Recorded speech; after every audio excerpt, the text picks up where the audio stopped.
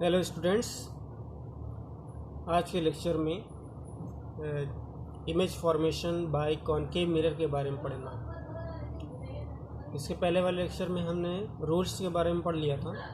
तो ये जो रूल्स हैं हमारे चार, वो 4 रूल्स में से कोई भी 2 रूल इमेज फॉर्मेशन, ये रे डायग्राम है। क्लियर? अभी जो स्टार्ट हुआ ना रूल्स जो हमारा है वो रे डायग्राम कि ओरिजिनली रूल्स जो है ना वो रे डायग्राम के लिए ही है। तो उसमें जो 4 रूल्स हमने पढ़े हैं उसमें से कम 2 नियर अबाउट सभी केसेस में कम से कम 2 केसेस हमें लेने पड़ेंगे। बस एक केस ऐसा है जिसमें सिर्फ एक ही रूल इस्तेमाल करेंगे, नहीं तो अक्सर जो केस है उसमें 2 रूल इस्तेमाल होंगे। मतलब उसमें से चाहे जो ले, रे डायग्राम वही बनेगा। मतलब इमेज जहाँ आनी चाहिए, जिस पॉइंट पर आनी चाहिए, जिस लोकेशन पर आनी चाहिए वहीं आएगी। तो इसमें जो है ना image formation by concave mirror के केस में हम देखेंगे कि इमेज कैसी फॉर्म होती है। तो इसके जो केसेस हैं वो 6 हैं। और ये जो केसेस बनते हैं ये इसकी वजह से बने हैं क्योंकि ऑब्जेक्ट को हमने अलग अलग जगह पर रख के इमेज को देखा। जब बहुत ज़्यादा दूर ऑब्जेक्ट को रखा तो उसकी इमेज देखा, छोटी बनी, बड़ी बनी, इसके बारे में स्टडी किया। उसके बाद ऑब्जेक्ट को जब बहुत ज़्यादा दूर रखा उसको हमने माना कि एट इन्फिनिटी पर हमने ऑब्जेक्ट रखा। ऑब्जेक्ट हमने इन्फिनिटी पर रख दिया, बहुत दूर रख दिया, तो उसकी इमेज के बारे में स्टडी किया। उसके बाद दूसरा, पहला object placed at infinity.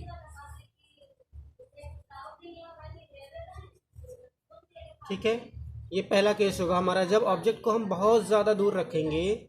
Infinity का मतलब बहुत ज़्यादा दूर। तो इसमें देखेंगे हम कि इमेज के बारे में स्टडी करेंगे। ऑब्जेक्ट तो हमने रख दिया, अब इमेज कैसी बनी, किसमें, कॉनकेव मिरर में। ये हमारा कॉनकेव मिरर, हर केस में हम कॉनकेव मिरर के ही अंदर इमेज को देखेंगे कैसी बनी, छोटी बनी, बड़ी बनी, उल्टी बनी, सीधी बनी, यानी इरेक्ट। उल्टी सीधी का मतलब उल्टी का मतलब होता है इन्वर्टेड और सीधी का मतलब होता है इरेक्ट। और सेकंड में क्या करेंगे, जब इन्फिनिटी पर हमने रख करके देख लिया, इन्फिनिटी पर तो स्टडी कर लिया उसके बारे में, फिर उस ऑब्जेक्ट को और पास लेके आएंगे। इन्फिनिटी पे ना रख करके मिरर के थोड़ा सा दूर रखेंगे, और इतनी दूर रखेंगे कि वो ऑब्जेक्ट सेंटर ऑफ कर्वेचर से दूर हो। तो यहाँ पर दूसरा जो केस बनेगा, ऑब्जेक्ट प्लेस्ड बियॉन्ड सी। अभी मैं बना के रे डायग्राम दिखाऊंगा। इसमें सी के बाहर, मतलब उसको ऑब्जेक्ट को इनफाइनाइट से लाएंगे तो जो इसका सेंटर ऑफ कर्वेचर है उससे पहले रोक देंगे। बियॉन्ड सी का मतलब उससे पहले ही रखेंगे, सेंटर ऑफ कर्वेचर तक नहीं लाएंगे, पहले ही। थर्ड केस में क्या होगा देखिए, ऑब्जेक्ट कहाँ प्लेस करेंगे, एट सी। अब तीसरे केस में सी पर यानी सेंटर ऑफ कर्वेचर पर हम ऑब्जेक्ट रखेंगे, फिर उसकी इमेज के बारे में स्टडी करेंगे, उसकी इमेज की प्रॉपर्टीज़ देखेंगे, कैरेक्टरिस्टिक्स देखेंगे कैसी हैं। ठीक है, तो ये तीसरा केस होगा हमारा। और फोर्थ केस में क्या होगा, ऑब्जेक्ट प्लेस, अब यहाँ पर देखो सी पर आ गया, सी के आगे अब बढ़ाएंगे तो place between C and F. C centre of curvature, F focus. Centre of curvature और फोकस के बीच में रख करके देखेंगे कि इमेज कैसी बन रही है, उसकी क्या कैरेक्टरिस्टिक्स हैं, उसकी क्या प्रॉपर्टीज निकल के आती हैं, तो ये सब हम देखें। पांचवें केस में हम क्या करेंगे, अब देखो आप खुद ही समझ जाएंगे कि और आगे इसको बढ़ाएंगे ऑब्जेक्ट को, तो उसको कहाँ रखेंगे, बिटवीन सी एंड एफ रखा था तो और आगे की तरफ ले जाएंगे, मिरर की तरफ जब ले जाएंगे तो क्या बनेगा, एट एफ यानी फोकस पर रख करके देखेंगे। ये हमारा पांचवा केस हो गया। छठे केस में क्या करेंगे, object place between F and P, focus और पोल के बीच में रख देंगे। अभी मैं इसको एक्सप्लेन कर रहा हूँ। एक हम थोड़ा सा रे डायग्राम बना लें। ये हमारा कॉनकेव मिरर है।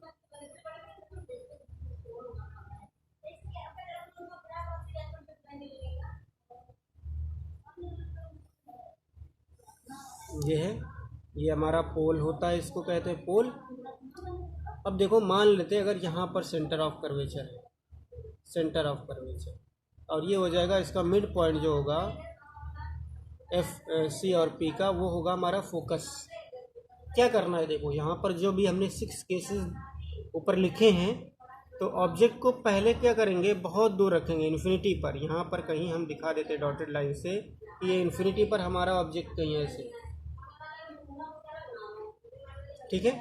और बहुत बड़ा ऑब्जेक्ट होगा तभी इसमें इमेज बनेगी, अदरवाइज छोटे ऑब्जेक्ट की इमेज नहीं बन पाएगी, ठीक है। तो बहुत बड़ा ऑब्जेक्ट कोई ए बी करके इसको लेते हैं, ए बी इसको नाम देते हैं, ए बी ऑब्जेक्ट है, ए बी हाइट का नाम भी दे दिया और उसकी हाइट भी पता चल जाएगी। ए बी की जो लेंथ है वो क्या होगी, ऑब्जेक्ट की हाइट। अब देखो ये बहुत दूर है इन्फिनिटी, यहाँ पर देखो डॉटेड लाइन मैंने बना रखी। तो पहले केस में तो ये पढ़ेंगे कि इन्फिनिटी पर, अभी हम रे डायग्राम बना रहे हैं, पहले डिस्कस कर ले कहाँ कहाँ रखेंगे। एक बार इन्फिनिटी पर रख दिया। सेकंड केस में क्या कह रहे थे हम, object place beyond C. Beyond C का मतलब ये ऑब्जेक्ट उठा करके यहाँ ला कर रखेंगे। और एक चीज़ याद रखना हमेशा, बाय कन्वेंशन ये है कि ऑब्जेक्ट हमेशा लेफ्ट में रखते हैं, राइट में नहीं रखेंगे कभी भी, ठीक है। उसी के अकॉर्डिंग हम अपने मिरर को सेट करेंगे। और दूसरा कन्वेंशन ये है, इसमें दूसरा कन्वेंशन, जब भी रे डायग्राम बनाएंगे तो एक केस के अलावा, ये जो इन्फिनिटी वाला केस है उसके अलावा जितने भी केसेस हैं, जब ये ऑब्जेक्ट और पास लाएंगे तो ये प्रिंसिपल एक्सिस के ऊपर रखा जाएगा। ये हमारी क्या है, प्रिंसिपल एक्सिस, प्रिंसिपल एक्सिस, ठीक है। समझ में आ रहा है। देखिए अब ये जब आएगा इधर, बियॉन्ड सी का मतलब सी से पहले कहीं रखेंगे यहाँ, ठीक है। लेकिन ये जो बी वाला पॉइंट है ये यहाँ पर प्रिंसिपल एक्सिस पर आएगा और ए वाला पॉइंट ऊपर चला जाएगा, मतलब इसके नीचे नहीं लाएंगे उसको, क्लियर। यानी प्रिंसिपल एक्सिस के ऊपर हमेशा रखेंगे ऑब्जेक्ट को, हमेशा, क्लियर।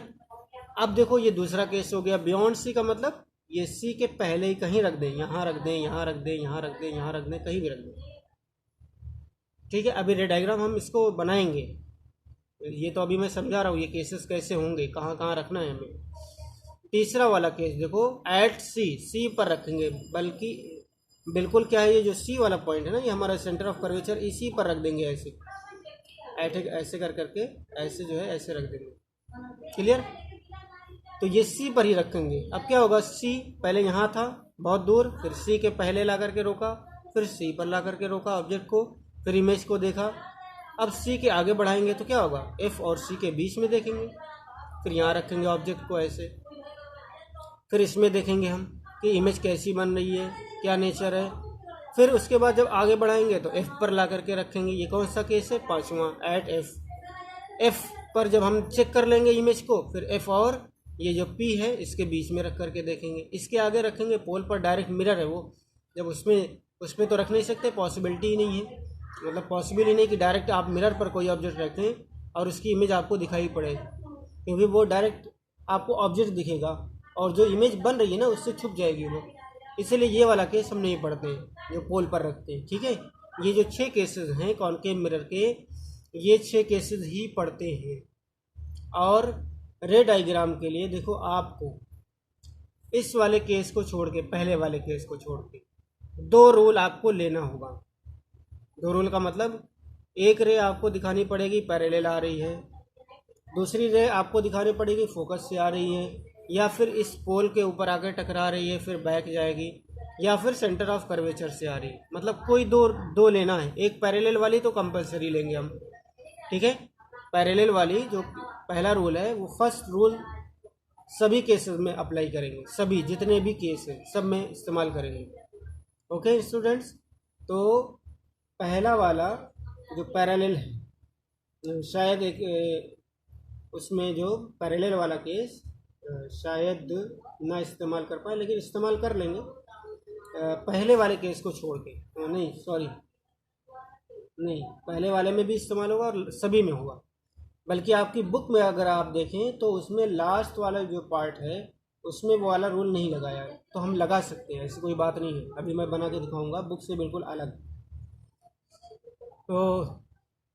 तो शुरू करते हैं कि रे डायग्राम। फर्स्ट केस देखो, पहले चीज़ ये आपको बहुत ज़रूरी है समझना कि जब भी ऑब्जेक्ट इन्फिनिटी पर होगा तो उससे जितनी भी रेज निकलेंगी वो पैरेलल ही निकलेंगी। कभी ऐसी रेज नहीं निकल सकती कि जो सेंटर ऑफ कर्वेचर से आ रही हो या फिर फोकस से आ रही हो, ऐसा कभी पॉसिबल नहीं होगा। क्योंकि ये जो है प्रैक्टिकल देखा गया है कि बहुत दूर ऑब्जेक्ट होता है तो वो ऐसा लगता है कि जितनी भी रेज आ रही हैं उस मिरर पर, चाहे वो प्लेन मिरर हो चाहे वो स्फेरिकल मिरर हो, वो ऐसा लगेगा कि वो सभी रेज कैसी आ रही हैं, पैरेलल आ रही हैं। तो इसलिए हम दो रेज लेंगे, जैसे मैंने बताया था ना, दो रूल लगाएंगे। दो रूल का मतलब क्या होता है, दो रेज लेना हमें, एक पैरेलल ले लेंगे या फोकस, एक दूसरी वाली या तो फोकस वाली ले लेंगे या सेंटर ऑफ कर्वेचर वाली ले लेंगे या डायरेक्ट जो पोल पर जा रही है वो वाली ले लेंगे।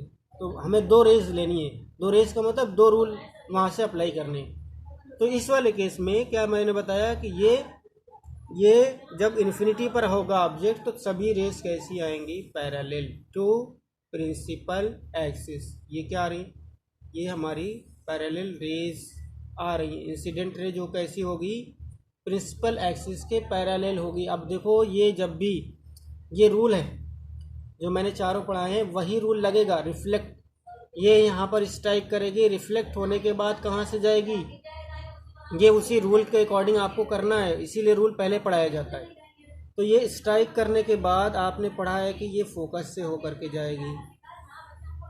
क्लियर, ये वाली तो रिफ्लेक्ट हो गई, इधर से गई। अब देखो ये वाली रे, ये वाली रिफ्लेक्ट होने के बाद कहाँ से जाएगी, ये भी फोकस से जाएगी क्योंकि ये भी प्रिंसिपल एक्सिस के पैरेलल है।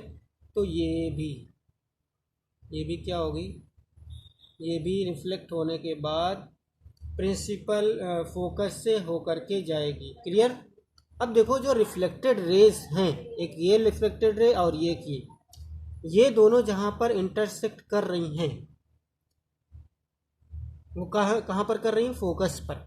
और प्रिंसिपल एक्सिस से उसकी हाइट एकदम बहुत ही कम है, ना के बराबर, डॉट मिल रहा है, डॉट पॉइंट मिल रहा है। तो हम क्या कहेंगे कि जो जहाँ पर मिल रही है यही इमेज बना रही है, इमेज यहीं पर बनेगी। तो इमेज कहाँ पर बन रही है, image is formed at focus, image formed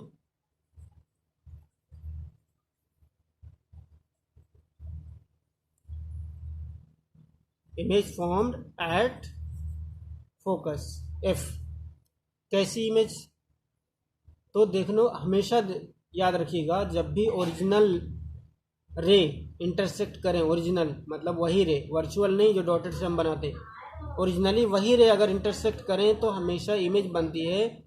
image कैसी है, वो इमेज इज रियल, कैसी। और जब भी रियल आएगा तो इन्वर्टेड आएगा इसके साथ, रियल एंड इन्वर्टेड। ठीक है, रियल के साथ हमेशा इन्वर्टेड आएगा, वर्चुअल के साथ हमेशा इरेक्ट आएगा, वर्चुअल के साथ हमेशा इरेक्ट आएगा। तो ये बातें याद रखनी है आपको कि इमेज कैसी बन रही, रियल बन रही। कैसे पता लगाए, हम जो ओरिजिनल रिफ्लेक्टेड रे है वो मीट कर रही है। ठीक है, तो इमेज के बारे में एक चीज़ पता चल गई, ये क्या है, फोकस पर बन रही, इसको कहते हैं position of image, position of image. ये जो रियल और इन्वर्टेड है ये बताती है नेचर ऑफ इमेज। क्या बताएगी, नेचर ऑफ इमेज। क्लियर, ये है नेचर ऑफ इमेज।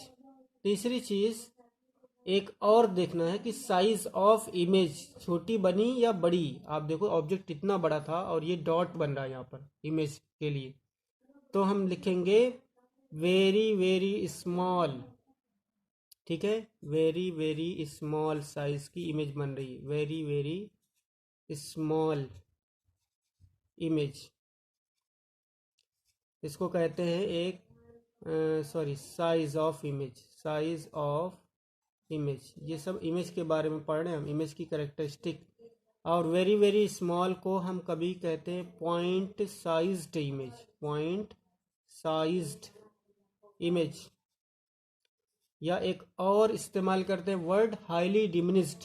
क्या इस्तेमाल करते हैं? Highly diminished.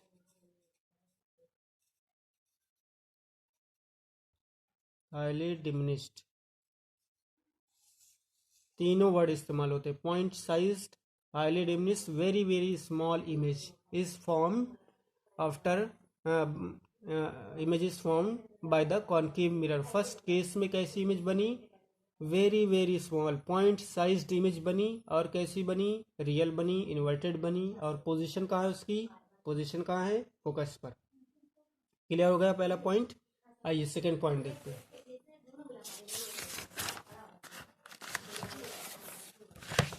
सेकंड पॉइंट देखते हैं। सेकंड पॉइंट में हमने क्या देखा कि अब कहाँ रखेंगे इमेज, सॉरी ऑब्जेक्ट को। ऑब्जेक्ट को हम लेकर के आएंगे अब सेंटर ऑफ कर्वेचर की तरफ।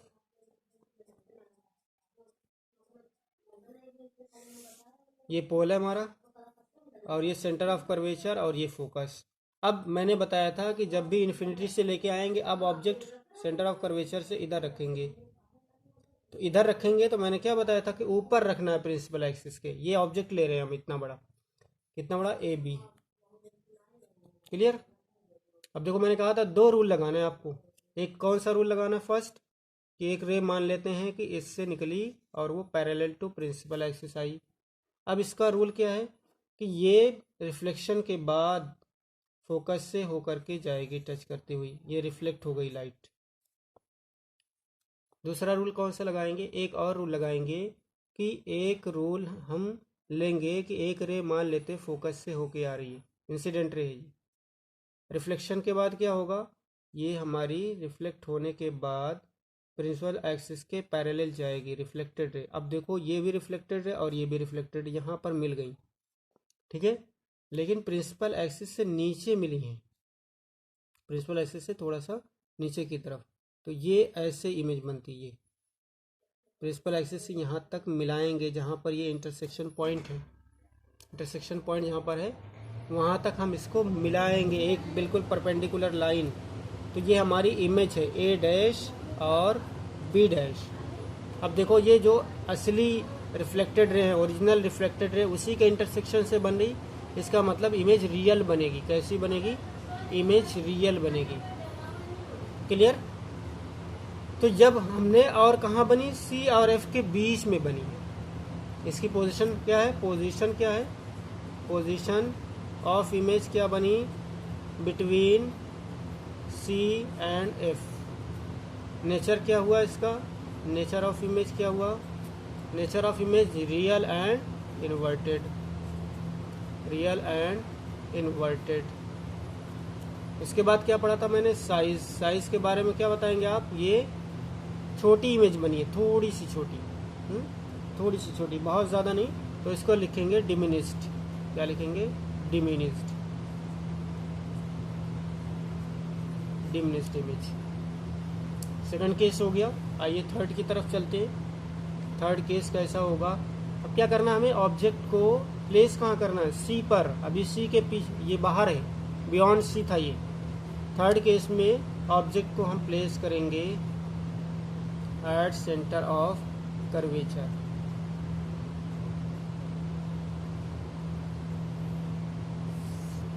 पी है हमारा, ये सी है और ये एफ है। देखो यहाँ पर रखेंगे जस्ट सी पर। ये ए बी, ये हमारा ऑब्जेक्ट है ए बी, ठीक है। अब इससे मैंने क्या कहा था? एक तो रूल ये लगाएंगे प्रिंसिपल एक्सिस के पैरेलल एक रे गई, सपोज कर रहे हैं, तो ये पैरेलल जब जाएगी तो क्या होगा? इसका रूल है कि ये फोकस से होकर के रिफ्लेक्ट होगी, रिफ्लेक्ट होने के बाद फोकस से होके जाएगी। दूसरा रूल क्या लगाएंगे? मान लेते फोकस से आ रही, जो उसमें लगाया था सेम, एक ऐसी ले आ रही है जो फोकस से होके आ रही, ये इंसिडेंट रे रिफ्लेक्शन के बाद कहाँ जाएगी? रिफ्लेक्शन के बाद जा रही इधर पैरेलल टू प्रिंसिपल एक्सिस। देखो ये रिफ्लेक्टेड रे है और ये रिफ्लेक्टेड रे, ये दोनों आकर के इंटरसेक्ट यहाँ कर रही है, तो इसका मतलब यहीं पर इमेज बनेगी, यही इमेज कहाँ बन गई, सी पर ही बनी, ऑब्जेक्ट को सी पर रखा, इमेज भी सी पर ही बन गई है।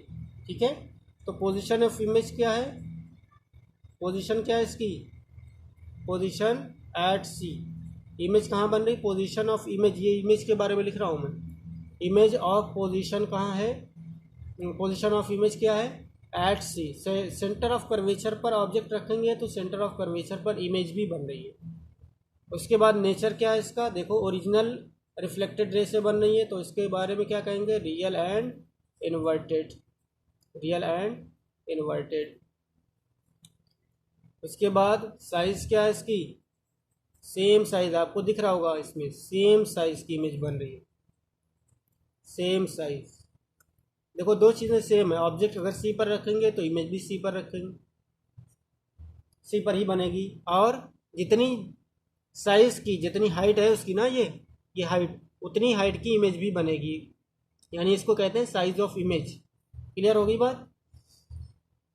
अच्छा, फोर्थ पॉइंट डिस्कस करते हैं। फोर्थ पॉइंट क्या है, अब ऑब्जेक्ट को कहाँ रखेंगे, आप देखिए सी पर हमने प्लेस कर दिया, अब क्या करेंगे, नेक्स्ट केस में हम ऑब्जेक्ट को कहाँ रखेंगे, क्लियरली समझ में आ रहा होगा आपको। आप क्या करेंगे, इस सी से इधर ले जाएंगे, इधर ले जाने का मतलब एफ और सी के बीच में रख देंगे। तो नेक्स्ट जो हमारा है डायग्राम, नेक्स्ट डायग्राम, उसमें ऑब्जेक्ट को हम रखेंगे बिटवीन, ये पोल है हमारा, और ये हमारा मान लेते हैं सेंटर ऑफ कर्वेचर, और ये फोकस। क्लियर। तो अब क्या करेंगे, यहाँ पर तो रख चुके हम, इन्फिनिटी पर रख चुके, बियॉन्ड सी रख चुके, सी पर रख चुके, अब यहाँ रखेंगे, वही केस लगाएंगे जो उसमें दो रेस लिया था, दो रूल्स लिया था, एक parallel to principal axis, A B ये ऑब्जेक्ट है हमारा, ए बी हाइट का, एक रे मान लेते हैं निकल रही है बिल्कुल parallel to principal axis. Clear. Reflect होने के बाद कहाँ से जाएगी ये यहाँ पर जाकर स्ट्राइक करेगी। अब ये तो मिरर है, रिफ्लेक्ट करेगी ना, तो रिफ्लेक्ट होने के बाद मैंने बताया है, रिफ्लेक्ट होने के बाद ये रे हमारी फोकस से होकर के जाएगी ऐसे। क्लियर। फोकस से एक लाइट रे तो हो गई, दूसरी क्या है, दूसरा रूल लगाओ, फोकस से एक लाइट रे लो, यहाँ से जा रही है, यहाँ से ये, ठीक, ये इंसिडेंट रे फोकस से जाएगी, तब फोकस से जब जाएगी ये रे, तो क्या इसका रूल है कि ये प्रिंसिपल एक्सिस के क्या करेगी, पैरेलल हो जाएगी। अब ये पैरेलल, ये अब ये रिफ्लेक्ट होने के बाद प्रिंसिपल एक्सिस के पैरेलल हो जाएगी, ये रूल है दूसरा। क्लियर। अब देखो यहाँ पर इंटरसेक्शन हो रहा है और ओरिजिनल रिफ्लेक्टेड रे से हो रहा है। इसको मैंने क्या कहा था, जब भी यहाँ इंटरसेक्शन होगा तो प्रिंसिपल एक्सिस से इसको ऐसे मिलाएंगे, इसका मतलब प्रिंसिपल एक्सिस से यहाँ तक इमेज बन रही है, इसकी जो हाइट है ना, ए डैश बी डैश, ये है। अब देखो हमने ऑब्जेक्ट को छोटा सा रखा था, ये इमेज बन गई बड़ी, इसका मतलब स्मॉल नहीं बनी, अब की बार लार्जर इमेज बनी है, बिग इमेज बनी है। ठीक है। और इमेज कहाँ बनी है, देखो सी के बाहर बनी है, तो क्या लिखेंगे, beyond C. Position of image क्या हो गई, बियॉन्ड सी। पोजीशन क्या हो गई, पोजीशन ऑफ इमेज क्या हो गई, बियॉन्ड सी। ठीक है। नेचर क्या है, रियल एंड इन्वर्टेड। पोजीशन हो गया, और साइज क्या है, साइज लार्जर देन ऑब्जेक्ट। इसका नाम है, लार्जर देन ऑब्जेक्ट का दूसरा नाम है मैग्नीफाइड, इसको कहते हैं मैग्नीफाइड इमेज। क्लियर। जब इमेज बड़ी बनेगी तो उस इमेज को कहेंगे मैग्नीफाइड, अगर बहुत बड़ी बन गई तो उसको कहेंगे हाईली मैग्नीफाइड। ठीक है। Very very highly magnified. ठीक है, अगर बहुत ज़्यादा बड़ी बनी, लेकिन आप अगर हाईली मैग्नीफाइड आप लिख देंगे तो इसका मतलब भी यही होता है कि बहुत बड़ी इमेज बनी है। तो यहाँ पर बहुत ज़्यादा बड़ी नहीं बनी, थोड़ी सी, मुझे लगता है अगर देखा जाए तो हो सकता है डुअल इसकी डबल साइज़ की बनी होगी। अगर ये 2 सेंटीमीटर है हाइट का ऑब्जेक्ट तो ये 4 सेंटीमीटर शायद बनी हो, इतनी ही बनी है नियर अबाउट। ठीक है स्टूडेंट्स, तो 4 केसेस हो गए। अब आप पांचवा केस देखें। पांचवा केस, फिफ्थ केस में हम क्या करेंगे, ऑब्जेक्ट को कहाँ रखेंगे, फोकस पर। फिफ्थ केस में ऑब्जेक्ट को हम फोकस पर रखेंगे। Object placed at F, object placed at F.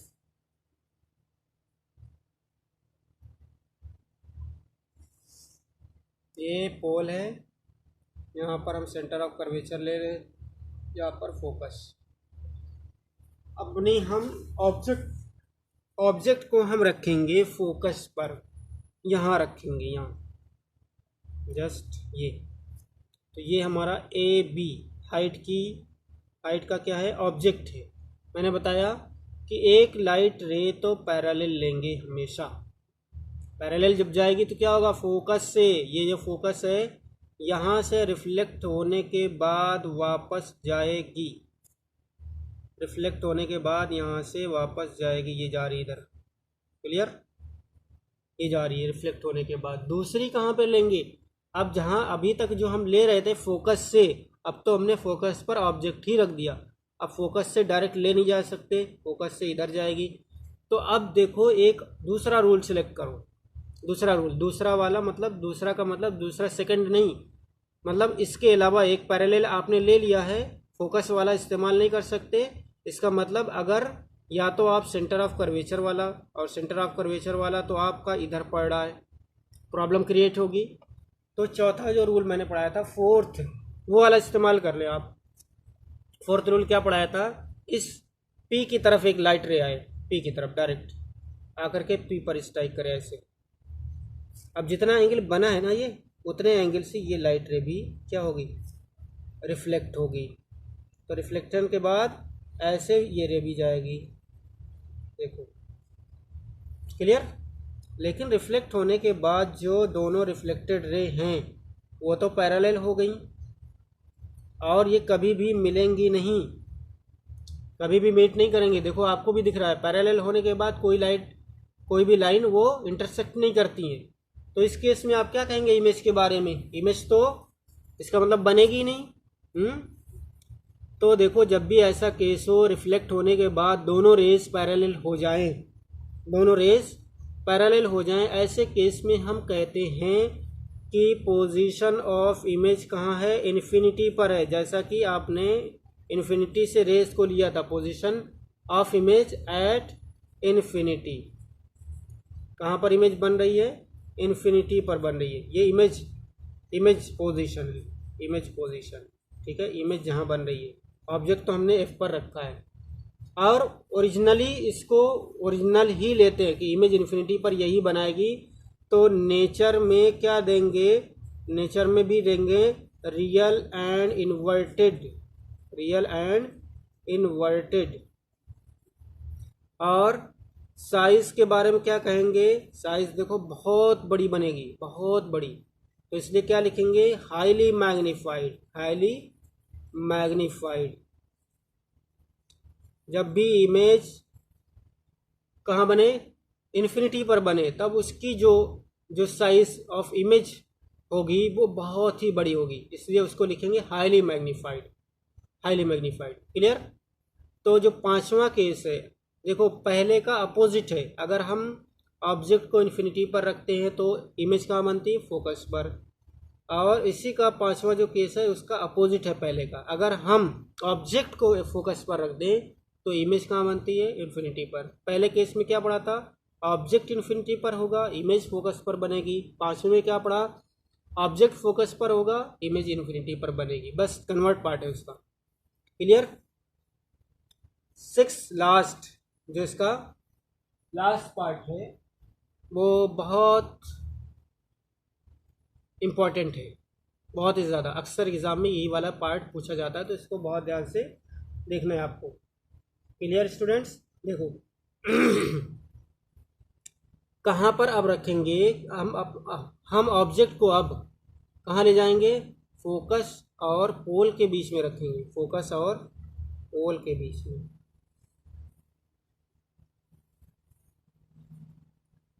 तो पहले मिरर को ड्रॉ कर लेते हैं और इसका सेंटर ऑफ कर्वेचर ये है, मान लेते हैं। फोकस ये है, फोकस कहाँ रखना लास्ट में, फोकस और पोल, ये हमारा पोल है, यहाँ पर रखेंगे कहीं बीच में।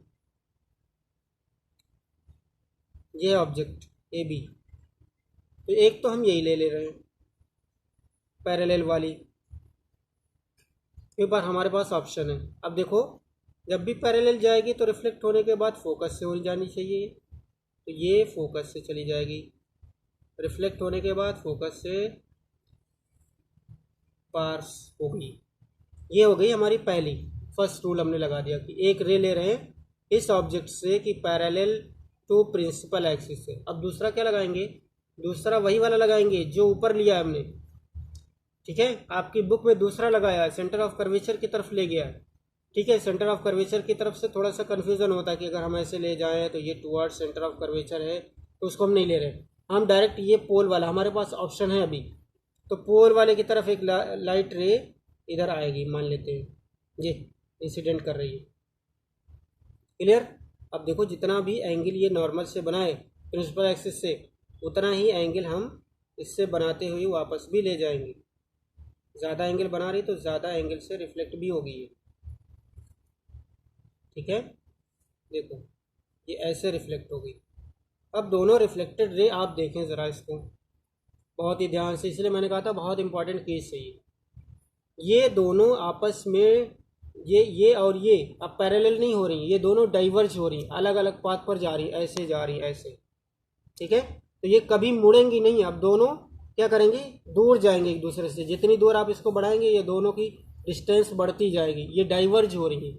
लेकिन क्या होगा अगर हम इसको इधर देखें, इधर बढ़ाएं, ये इधर तो जाएंगे नहीं, लेकिन हम वर्चुअली इसको बढ़ा रहे हैं डॉटेड से। वर्चुअली इसको क्या कर रहे हैं, देख रहे हैं कि क्या इधर मिल सकती हैं ये, इसको बढ़ा दिया। अब इसको बढ़ाते हैं ज़रा, ये इसको बढ़ा दिया, हाँ ये तो आकर के यहाँ पर मीट कर गई इस वाले पॉइंट पर, ये देखिए यहाँ पर मीट कर गई ये लाइट, बाकी ये आगे जाएगी। तो ये जो इंटरसेक्ट कर रही है वर्चुअली कर रही है। अब देखो प्रिंसिपल एक्सिस से इसको मिलाओ, प्रिंसिपल एक्सिस से इसको मिलाओ, अब ये बनेगी ऐसी इमेज। तो ये हो गया हमारा ए डैश और बी डैश। इमेज छोटी बनी कि बड़ी, बड़ी बनी। और ये कौन सी बनी है, वर्चुअल इमेज बनी है, रियल नहीं बनी है। रियल इधर तो इंटरसेक्ट करती ही नहीं है लाइट, और ना करेंगी कभी, क्योंकि ये डाइवर्ज हो गई, दोनों अलग अलग रूट पर जा रही हैं, दोनों एक दूसरे से दूर भाग रही हैं। तो ये तो इस साइड में ओरिजिनल जो रिफ्लेक्टेड रे है ये कभी नहीं इंटरसेक्ट करेंगी, कभी एक दूसरे से नहीं मिलेंगी, मीट नहीं करेंगी। तो हम क्या करेंगे, इसकी वर्चुअल जो लाइट है, ठीक है, वर्चुअल जो रे है, सॉरी जो लाइन बनेगी वो बनाएंगे हम डॉटेड, इसलिए इसको डॉटेड से बनाते हैं। ये वर्चुअल लाइन है, ये ओरिजिनल नहीं है, मतलब ये नकली है, डुप्लीकेट है। इसको हम देखते हैं कि मिल रही कि नहीं उधर, तो हमने देखा कि ये मिल रही है। तो इसको क्या बताएंगे, पोजीशन ऑफ इमेज क्या है, पोजीशन ऑफ इमेज क्या बनी आपकी, पोजीशन आपकी क्या बनी, बिहाइंड द मिरर, क्या बनी, बिहाइंड द मिरर। ये वाली जो इमेज बनी है ना वो बिहाइंड द मिरर बनी है, मिरर के उधर पीछे। साइज क्या बनी, छोटी की बड़ी, बड़ी बनी है। देख लो आप, ऑब्जेक्ट इतना छोटा सा था, और जो इमेज बनी है वो, तो उसको लिख देंगे मैग्नीफाइड। क्या लिखेंगे, मैग्नीफाइड इमेज बनी है। नेचर के बारे में क्या लिखेंगे, आप नेचर के बारे में सोचो।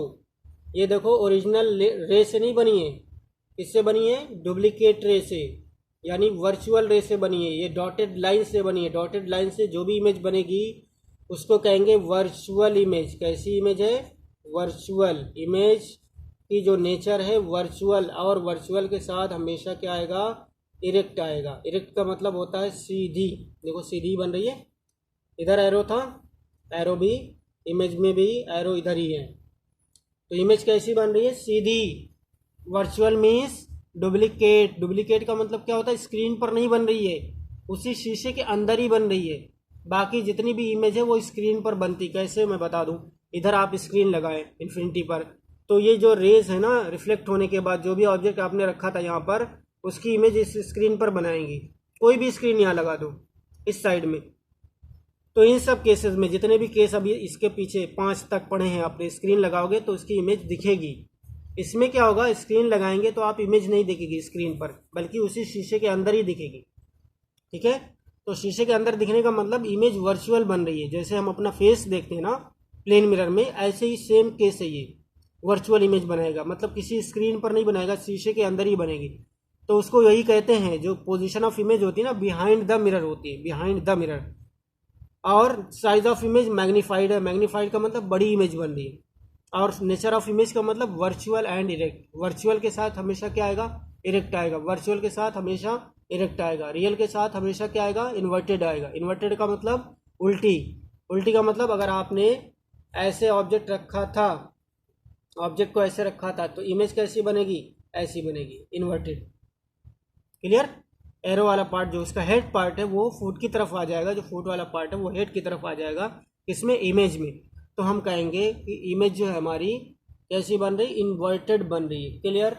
ओके स्टूडेंट्स, तो ये हमारे 6 केसेस कॉनकेव मिरर के केस में हमने देख लिए। कैसे रे डायग्राम बनता है और उसकी जो इमेज बनती है उसकी क्या क्या करेक्टरिस्टिक्स हैं, प्रॉपर्टीज़ हैं, और उसकी नेचर के बारे में पढ़ लिया, लोकेशन के बारे में यानी पोजीशन के बारे में पढ़ लिया, और साइज़ के बारे में पढ़ लिया। इसमें सबसे जो इम्पोर्टेंट है, सबसे इम्पोर्टेंट, वैसे तो इम्पोर्टेंट सभी है, रे डायग्राम आप इसको प्रैक्टिस करिए घर पे, बना करके देखिए। चाहे मेरे वाले रूल से बनाइए जैसे मैंने बनाया, या अपनी जो बुक से देख लीजिए। बुक में 6 के 6 डायग्राम, रे डायग्राम आपकी पेज नंबर 166 पेज नंबर पर वो ड्रॉ किए गए ABCDEF के नाम से। ठीक है, वो रे डायग्राम आप देख लीजिए। अगर वो समझ में आए तो अच्छी बात है, नहीं तो इस वीडियो में जो मैंने बनाया रे डायग्राम, इस तरीके से आप बना करके प्रैक्टिस करिए, क्योंकि एग्ज़ाम में आ जाता है। और अगर आप प्रैक्टिस नहीं करेंगे तो वो एग्ज़ाम में बन नहीं पाता। फिर आपकी इमेज यहाँ बननी है बिहाइंड द मिरर, तो आपकी इमेज बनेगी नहीं। इसलिए प्लीज़ स्टूडेंट्स वीडियो को ज़्यादा से ज़्यादा देखिए, कि इसको केयरफुली इसको देखिए और इसकी प्रैक्टिस करिए। इमेज फॉर्मेशन की यानी रे डायग्राम की प्रैक्टिस करिए, बहुत ज़्यादा प्रैक्टिस की ज़रूरत है। अब इसके बाद नेक्स्ट वीडियो में स्टूडेंट्स हम image formation by concave mirror तो हो गया, image formation by convex mirror. Convex mirror से एक आपका होमवर्क है, होमवर्क ये है कि use of concave mirrors. Concave mirrors का यूज़ कहाँ कहाँ है वो आपकी बुक में 166 पेज नंबर पर दिया हुआ है, तो वो आप देख लो। ठीक है, बाकी मैं नोट्स बना रहा हूँ, नोट्स मैं आपको सेंड करूँगा, उससे आप नोट्स जो है अपनी फेयर कॉपी पर करिए।